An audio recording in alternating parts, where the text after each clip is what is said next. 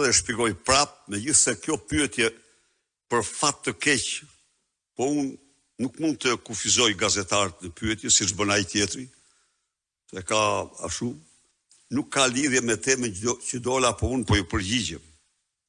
Absolutisht është deklaruar haptas në mënyrë transparente se vonesa e analizës, e diskutimit në parti për zgjedhjet, për farsën elektorale dhe grabitjen e zgjedhjeve, ka patur vetëm një shkak madhor,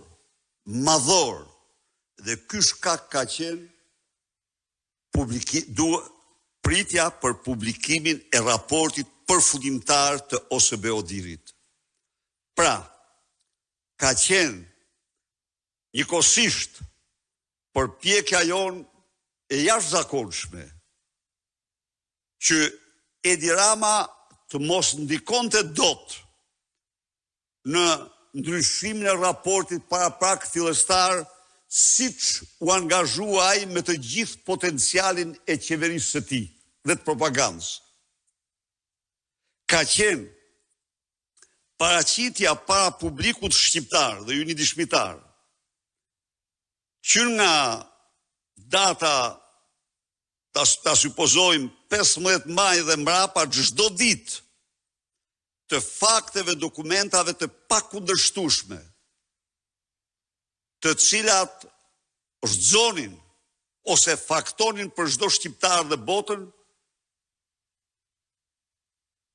farsën elektorale të 11 majit.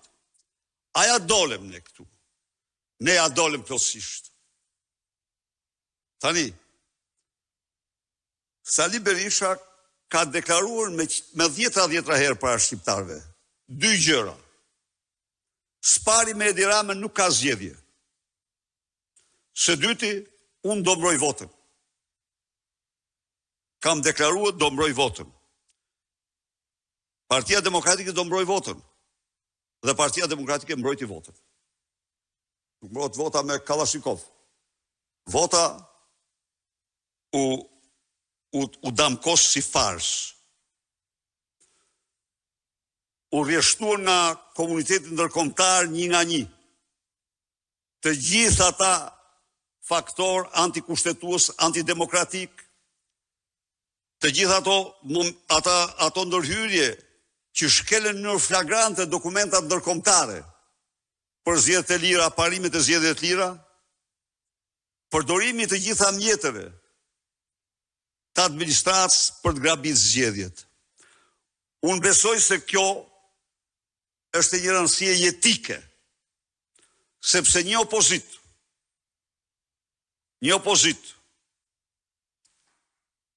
mund të pretendoj shumë gjëra, por ajo nuk mund të pretendoj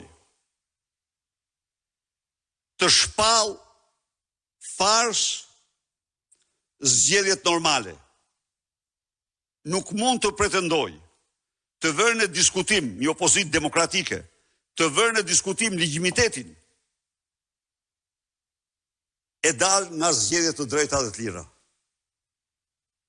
Dhe ndaj, përqendrimi ynë total, por e them këtu plotësisht i suksesshëm. Ne ja dolem me dokumenta, me qindra mijëra dokumenta, duke paraqitur para zyrave përkatëse, të faktojmë se kjo ishte një fars. Dhe ky proces, siç e dini ju, u zgjat jashtëmase përfundimi i raporti doli nga fundi i muajit tetor. Kjo është e vërteta. Së dyti,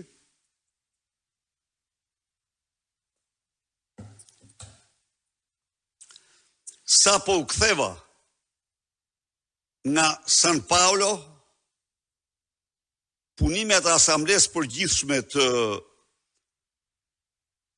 Internacionales Demokrate të Qendrës, në të cilën Shqipëria, zgjedhjet në Shqipëri, u damkosen siç janë.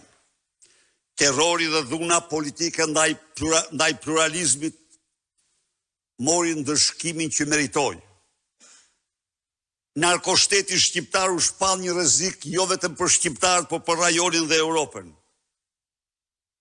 Pra, ishin këto angazhime, por unë i garantoj dhe ne ka filluar debatin bazë, janë krijuar grupet e punës, është formuluar udhëzuesi dhe mbi bazën e tij në të gjithë partinë demokratike do të bëhet një diskutim me synimin më kryesor të një forcimi të kësaj partie për betejën vendimtare kundër narkoregjimit tani.